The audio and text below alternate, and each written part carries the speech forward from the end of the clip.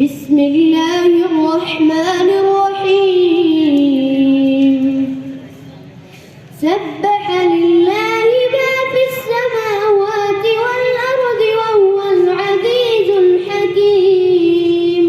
له ملك السماوات والأرض يحيي ويميت وهو على كل شيء قدير هو الأول والآخر والظاهر والباطن وهو بكل شيء عليم هو الذي خلق السماوات والأرض في 6 أيام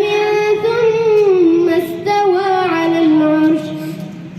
يعلم ما يلج في الأرض وما يخرج منها وما ينزل من السماء وما يعرج فيها وهو معكم أينما كنتم والله بما